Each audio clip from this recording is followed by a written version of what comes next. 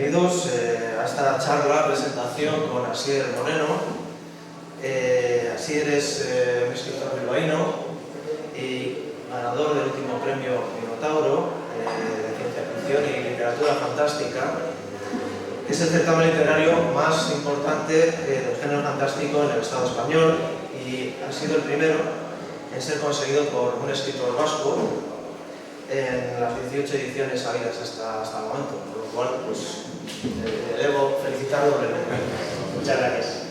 Bueno, Asier ha venido desde una pequeña población de Álava, una localidad donde reside, para charlar con nosotros sobre su novela, Hija de la Frontera. Es una obra trepidante que nos sumerge de lleno en un mundo post-apocalíptico en el que un brutal cambio climático pues, ha hecho desaparecer todos los mares y un desierto extraordinariamente hostil pues, se ha adueñado de la mayor parte del planeta. Pero para mí, más que una típica novela de ciencia ficción, es un western, crepuscular, en el que prevalecen los elementos más sombríos, más violentos y moralmente ambiguos de los personajes. Algunos periodistas, incluso o aficionados, la han comparado con el Grindr que practica el amigo Joe Abercrombie. Pero así, coméntanos cómo es para ti Hija de la Frontera. Pues mira, para mí, bueno, lo primero, daros las gracias a todos por haberme invitado a esto, me hace mucha ilusión. Mi tierra es mi ciudad y es un placer venir aquí, así que primero, gracias. Y segundo, cuando me preguntan por Hija de la Frontera, yo siempre me gusta decir que Hija de la Frontera, ante todo, es la historia de su protagonista, la historia de Hilda, la historia de la astilla.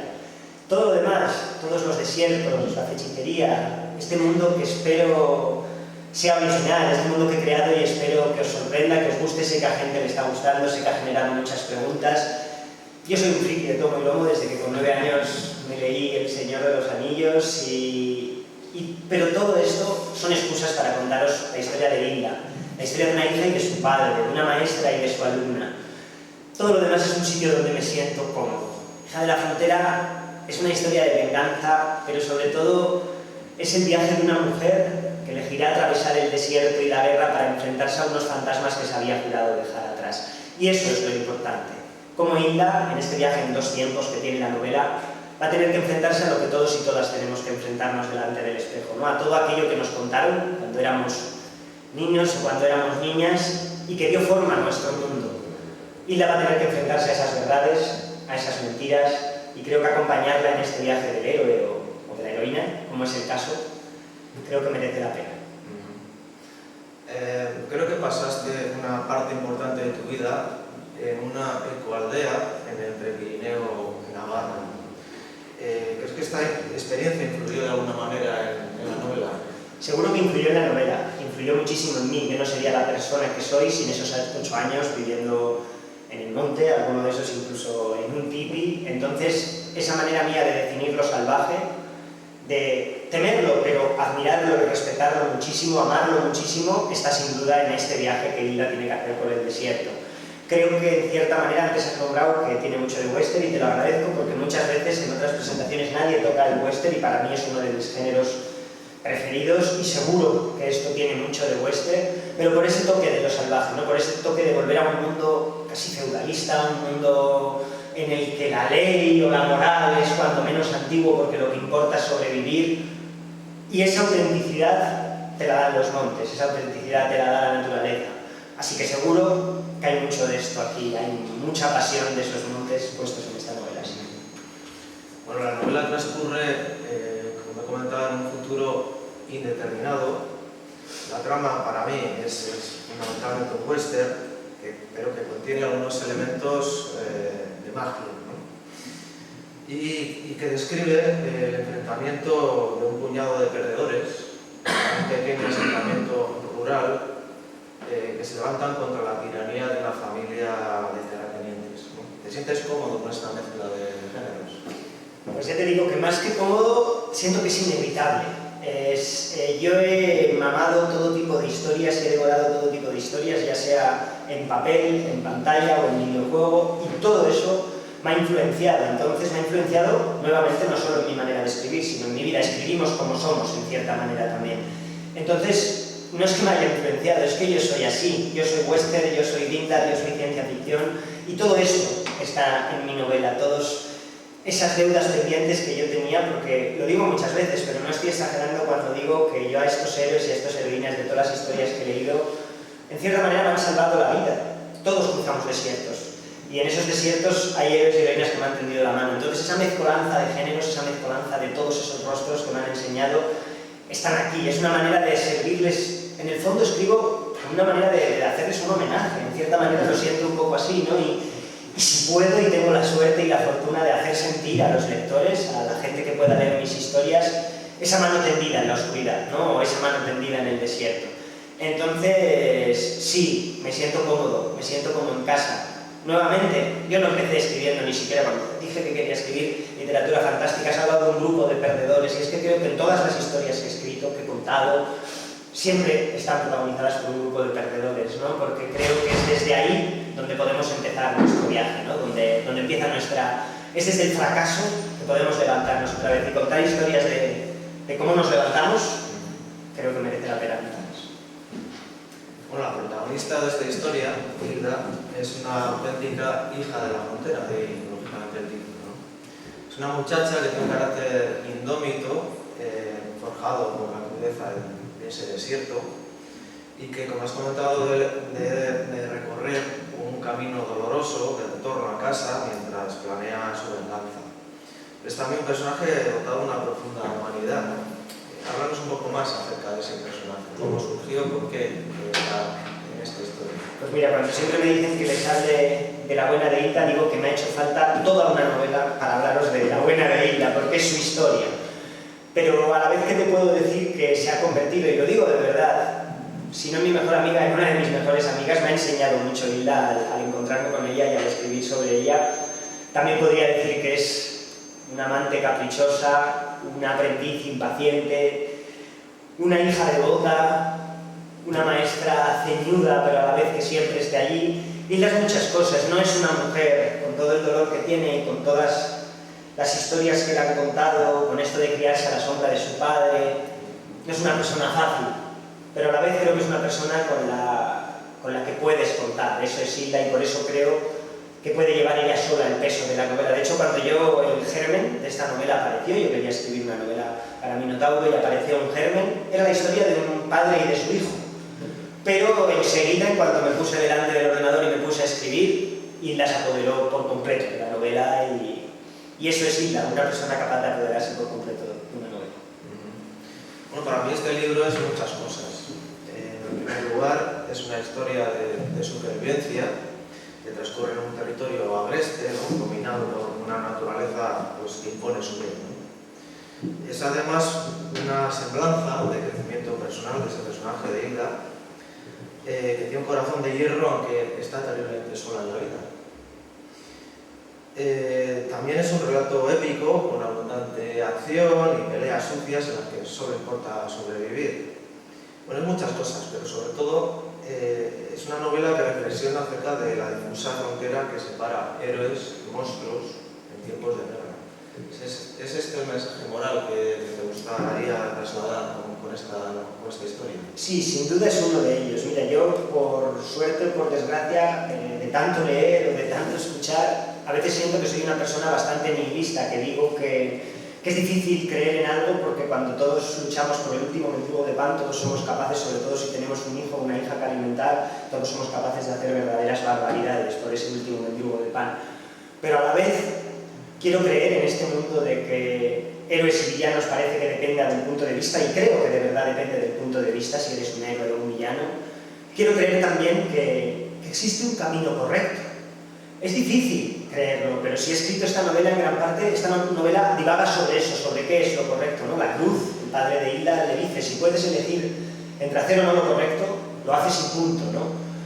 Yo no sé lo que es lo correcto, podemos creer que es lo correcto y equivocarnos, lo correcto puede convertirnos en un monstruo, pero sí que creo que lo que nos convierte de verdad en un monstruo es cada vez que nos encontramos en una encrucijada y tenemos un camino que nosotros creemos correcto y otro que no, y por comodidad o por cobardía elegimos el que no.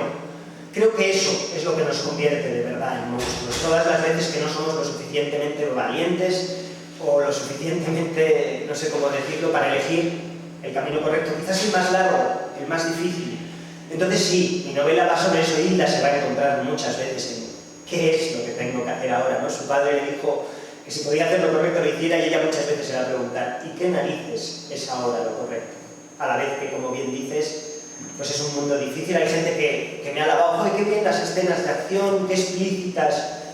Yo no quería componer mis escenas de acción explícitas que disfrutaseis o que disfrutasen de ello. Yo quería mostrar algo desagradable, por suerte. Yo no he conocido la guerra en persona, pero creo que la guerra, a pesar de que me gusta la epicidad, y creo que mi novela tiene trozos épicos, no en la violencia. La violencia normalmente sí que nos convierte en monstruos. Entonces, pues sí, esto es la frontera, ese dilema moral, sin duda alguna está aquí.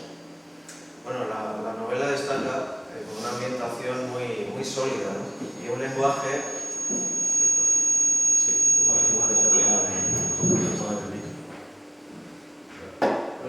como digo, repleto de fuerza, ¿no? Y también de muchos neologismos, ¿no? ¿Cómo ha sido la elaboración de este universo de ficción? ¿Cómo lo creaste? ¿De dónde partiste? A ver, esto es un camino largo. A mí me gusta decirme, aunque suene a cliché, otros escritores como Stephen King lo han dicho, que yo no siento que cree cosas del todo. Por supuesto que luego hay un trabajo brutal de esquemas, mapas, pero yo siento que sobre todo me topo con cosas, ¿no? Y con este mundo me topé hace años. Primero fue en partidas de rol, un mundo totalmente distinto a lo que es ahora, mucho más inconexo, mucho más de piezas aisladas, ¿no? Y ese trabajo sí que es de un escritor, sí que tienes que ponerte a coger todas esas piezas durante horas y hacer que todo encaje, hacer que todo tenga un hilo y que todo tenga sentido, ¿no? Pero cuando me preguntan, es una pregunta muy típica de las presentaciones, ¿debo ser un escritor de mapa o de brújula? Yo siempre digo que soy un escritor de mapa, brújula, mochila, linterna, pico, pala, si puedo coger una pistola, un cuchillo, porque no es nada fácil esto de adentrarse, ya no solo en un mundo de ficción, sino en una historia. Son muchas las herramientas que vas a necesitar, todas las posibles, para nunca engañar al lector, para quizás solo asomar puntas del iceberg en este mundo que he creado, pero que los demás sientan que está ahí, que no se sientan engañados, y para eso necesitas todas las herramientas. Yo sí que a veces, pues lo mismo que os decía antes, tengo un germen, un padre y un hijo, ¿no? Pero luego yo sí que me dejo ponerme delante del ordenador. Yo cuando empiezo una novela o una historia, sobre todo primero es ponerse delante del ordenador, a ver qué sale, que la historia se me desvele. Supongo que eso es una brújula. Pero luego llega un punto en el que, como no te pares, que hagas un mapa, hagas esquemas, es una opinión personal, ojo, a cada uno le puede pasar otra cosa. Si no haces todo ese trabajo que ya es racional, que ya no es un trabajo de inspiración, es un trabajo de trabajar día tras día, creo que la novela se te pierde. Creo que son esas las novelas que a veces pensamos, uy, esto, o películas, o esto aquí no queda bien, ¿no? Porque creo que si no tienes un mapa sobre el que moverte, acabas perdido. Pero sí que hay un primer momento de dejarme hacer delante del blanco, ¿no? Ponerme en el blanco y hazme lo que quieras, ¿no? Incluso cuando tenemos el mapa, ya he llegado a la mitad, no voy a entrar en spoiler, pero simplemente decir que aquí hay un personaje que moría en mi mapa y de repente decidí no matarlo y se convierte en un personaje importantísimo. Luego a los que los hayáis leído os puedo decir cuál, porque es una anécdota curiosa, y dejo que me sorprenda. También vuelvo a romper el mapa, he perdido la brújula, me doy cuenta y me tengo que guiar por el viento a ver cómo voy, pero yo que sé, es un viaje fascinante, pero sin duda es un viaje que necesita de todo, ya no solo del tiempo que estás delante del ordenador, sino del tiempo que estás andando por ahí, lo tienes todo el rato en la cabeza. Eso significa crear un mundo o escribir una novela. Has hablado de personajes. Hilda es la protagonista de esta historia, pero hay otro protagonista en la sombra, que es su padre. Todo pivota alrededor de su padre, su recuerdo. Incluso hay un tercer personaje que es una pupila, o sea, que Hilda adopta como pupila y que también adquiere un papel relevante. ¿Por qué ese personaje? Porque Hilda primero se mueve por todo lo que su padre le enseñó. Aunque haya huido de su pasado, aunque haya puesto una varonía entera de distancia, ella sigue moviéndose por los principios de su padre, por las historias que contaba su padre, y ojo, las historias que contaban de su padre. Y ella en ese viaje lo tiene que hacer sola, pero su padre también tenía unos huérfanos, que se les llama así, los huérfanos, que le adoraban, que le acompañaron en la guerra y que le acompañaron hasta el final. Y de alguna manera Hilda, aun sin quererlo, porque ella quiere la soledad, ella no quiere convertirse en lo que se convirtió su padre, se topa con una de estas huérfanas. Y la historia de Hilda cambia por completo, desde que tiene que interesarse y tiene que mostrarse de alguna manera delante de una persona. Eso es lo que la convierte también en la Hilda que es, ¿no? Esas enseñanzas que ella hace, como a ella le enseñaron, es lo que creo que le hace clic en la cabeza y empieza a pensar a través de esa pupila que igual la vida es de otra manera y que igual ella tiene que enfrentarse a la vida de otra manera, ¿no? Creo que al enseñar aprendemos muchísimo y Hilda sin duda aprende en ese viaje, pero claro, está inundado de personajes. Algunos me dicen, pues es que los huérfanos salen poquito y nos gustaría saber más, la cruz sale poquito y nos gustaría saber más. Y aquí yo siempre cuento que, por ejemplo, Steven Spielberg con Tiburón no enseña al tiburón. Tú si no enseñas al tiburón, el tiburón es mucho más monstruoso. De hecho, en una película de miedo, cuando te enseñan al monstruo, normalmente la película ya pierde fuelle, es mucho mejor cuando el monstruo no está, ¿no? Entonces yo desde el principio quise que el carisma de la cruz, el carisma de los huérfanos, en cierta manera estuviese por ese no mostrar, ¿no? Por ese... La sombra es mucho más inmensa, la sombra que tienen, si se sabe poco de esos personajes, solo cuentos, solo leyendas. Eso puedo contar de los personajes. Sí, bueno, estoy muy de acuerdo con lo que comentas. Con una preguntita para ir ya concluyendo, un poco diferente. El ganador del premio Minotauro tiene el privilegio de ser miembro del jurado de la siguiente edición. ¿Qué esperas encontrar entre los finalistas de esta edición? Pues mira, aquí una vez más me debato entre lo que espero racionalmente y lo que espero que suceda emocional o espiritualmente. Sinceramente, racionalmente espero encontrarme un poco de lo mismo, porque la gente a veces cuando nos enfrentamos a un concurso decimos, pues vamos a buscar, yo no lo hice, pero sí que hay gente, creo, que dice, vamos a buscar lo que ahora está en boga, ¿no? Lo que ahora se mueve, ¿no? Entonces espero encontrarme un poco de lo mismo por una parte, pero también creo y espero que de esa selección aparezcan cosas nuevas. Creo que con toda esta mezcolanza de géneros ahora, la gente está venga a decir, no podemos hacer nada nuevo. Yo creo que sí, que se tiene que poder hacer algo nuevo. Yo he intentado hacer algo nuevo, que tiene comparaciones, inspiraciones, por supuesto, no niego ninguna de ellas. Yo me he inspirado en muchísimas cosas, pero creo que sí que hay gente con ganas de hacer algo nuevo y sí que creo y espero que la literatura de género, fantasía, ciencia ficción, terror, pueda dar un cambio brusco y quizá no lo va a dar en el mundo anglosajón que ya está más la bola rodada y vende lo que vende, pero quizás nosotros y nosotras tengamos la oportunidad de decir, venga, pues aquí vamos a hacer algo nuevo. Igual es un sueño estúpido, pero espero encontrarme que alguien ha metido a los elfos, a los vaqueros y a los alienígenas en una batidora, los ha mezclado y ha hecho un zumo nuevo, por decirlo de alguna manera, ¿no? Espero encontrarme cosas nuevas. Si me encuentro algo nuevo, es muy posible que sea el que vote. Bueno, imagino que alguno de vosotros ya habrá leído la novela y otros, después de esta charla, pues estarán entrando las ganas de hacerlo, ¿no? Si queréis plantear alguna pregunta aquí al autor, pues adelante. Y si lo convertimos en una conversación, siempre es mejor. Sí. En mi caso, más que una pregunta, era simplemente un comentario de que leí tu novela y me llevé un agradable reto de lectura. Está muy trabajada y es un poco lo que habías estado comentando ahora en esta presentación. Es una novela que es densa y que toca muchos personajes, situaciones. Vamos, me gustó, me pasé un buen rato con ella. Pues de verdad que muchas gracias, que personas que hayáis leído tanto, tú que has leído tanto, lo digas, significa mucho para mí. Y yo qué sé, no puedo decir más que gracias, porque para esto escribo, es lo que he dicho antes, ¿no? Para conseguir que una persona sienta estas cosas. Siempre es una buena noticia que hay escritores como tú que trabajáis tanto y os mostréis tanto en hacer una novela que sea sólida. O sea, que no sean aventuras sin más, sino que tenga mucho trasfondo. No, es que a mí las aventuras son excusas, son escenarios, son mapas sobre el que sucede. Lo importante es lo que nos sucede a todos los días, no lo que tenemos Y dentro. el que lee la novela lo nota, sabe que no estás haciendo un western sin profundidad, sino que va más allá. Gracias. Hay gente que también se topa con esa profundidad y prefiere no hacerlo, ¿no? Porque el mundo de lo comercial a veces es como a mí dame la aventura y déjame el otro, pero yo voy a escribir, yo no sé hasta dónde llegaré. Pues mira, he tenido la suerte de con 35 años un jurado sea unánime a la hora de elegir mi novela ganadora, estoy súper agradecido, pero igual aquí se acaba la cosa, igual no, yo lo voy a seguir intentando, voy a seguir luchando, pero sí que tengo claro que voy a hacer lo que quiera. No voy a escribir algo más comercial porque vaya a conseguir algo más en la vida, ¿no? Quiero hablar de esa profundidad, quiero llegar a esos lugares. A ver qué ocurre. Cuando tengas una nueva novela, por seguro que la leeré también. Muchas gracias. Te voy a preguntar por el tipo de personajes que creas, porque sí que es verdad que la protagonista es una heroína, pero hay mucho personaje gris, que tiene un pasado que hay que interpretar porque puede parecer que son héroes o villanos según el bando en el que están, ¿no? ¿Y te interesan más estos personajes grises o eres más de blanco y negro? A ver, lo he dicho un poco antes, pero creo que todos somos grises. Creo que ante ciertas situaciones, por desgracia, todos vamos a reaccionar de manera muy parecida. Creo que en un estado de guerra, a veces para sobrevivir o para conseguir ganar, que es como sobrevives, se cometen actos terribles. Ahora bien, esos grises depende de quién cuente esa historia.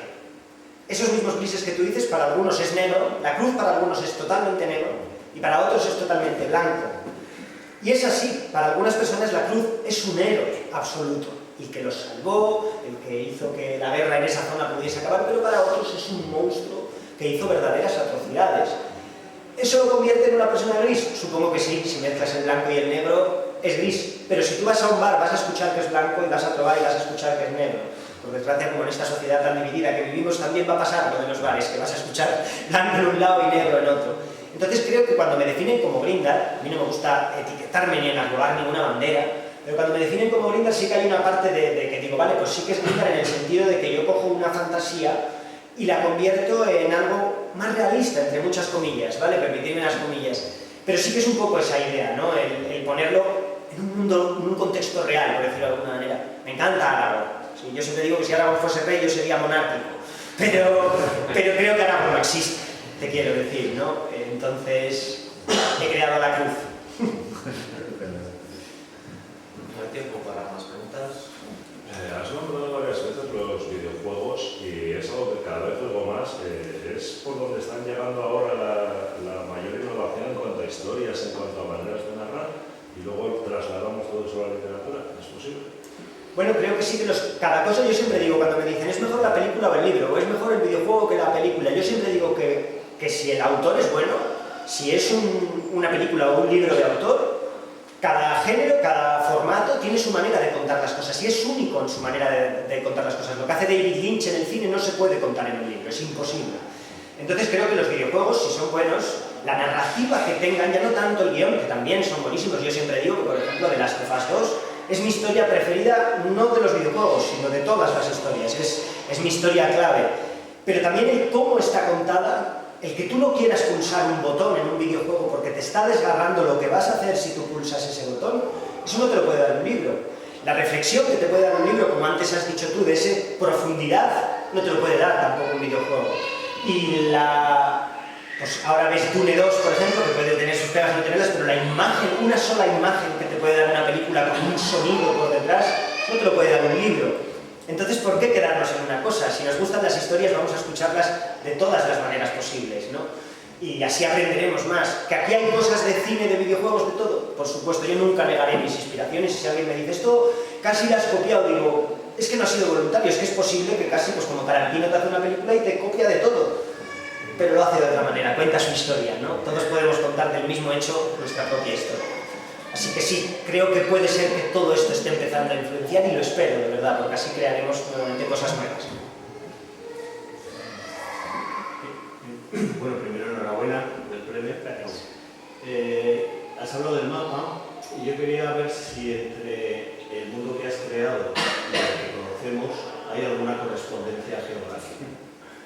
Mira, si te contestase esa pregunta del todo con lo que yo sé, me quedaría sin libros para escribir en un futuro. Entonces no te la voy a poder explicar del todo. Bueno. El misterio del antes de aquello es un mundo, si no es el nuestro, os puedo decir que sí es uno, obviamente, muy parecido al nuestro, ¿vale? Entonces, mira, hace poco en un círculo de lectura hablaron de teoría de cuerdas, agujeros de gusano. Hay algo de todo esto aquí. Digamos que el mundo del que viene Verde, uno de sus personajes, es nuestro mundo. ¿Qué ha ocurrido después para que el mundo esté tan devastado? Tengamos en cuenta que ni siquiera hay mar. Ha pasado mucho tiempo. ¿La geografía corresponde? En algunas cosas puede corresponder, pero son respuestas que os aseguro que tendréis, si tengo la suerte de seguir publicando. encanto. Claro, si no me tendréis que llamar por teléfono y decirme, ya sé, dime si tenía algo que ver, si esto es Bilbao o no, ¿sabes? Pero si no, espero que tengáis la suerte de descubrir qué significa aquello. Bueno, última pregunta. La última no tiene por qué ser la mejor, puede ser cualquiera. Vale, Bueno, pues gracias. Sí, porque seguís mi página web, Literatura Fantástica, pues ya sabréis que para mí, Hija de la Frontera, pues fue la mejor obra en español publicada durante el año 2023. Y creo que coincidieron conmigo, quiero decir, los jurados de Minotauro. Es una obra, creo que sobresaliente y que merece la pena leer. Así que aquellos que estéis interesados en leerla, pues tenéis ejemplares a la venta en la Feria del Libro. Y si os dais prisa, pues incluso Sí, pues yo- aquel amigo así os lo puede... Yo eso quería ofrecer, que bien sea ahora antes de que cierre, cuando termine todo esto, o bien sea incluso a la tarde si puede ser. Yo, si alguien la quiere comprar aquí, a mí con gusto vamos allí y yo le firmo el ejemplar con todo el placer del mundo. ¿Y en qué están estas? Estas no, porque mira, estas No. ha sido un movimiento... No, pero ¿en qué están? ¿Vas a estar? Ah, entrevías, perdona. Entrevías, vale. Es el 1, 2, 3, el primero que está Vale. según entras del puente es el primero que está allí. Entonces, si al final hay alguien interesado, hablamos cuando acabe todo esto y vemos cómo podemos conseguir. Vale. Por mi parte, solo me queda agradecer a Asier pues, su presencia en esta nueva jornada de la Derby y desearle pues, que el polvo de sea dulce. Muchas gracias, Trae. De verdad.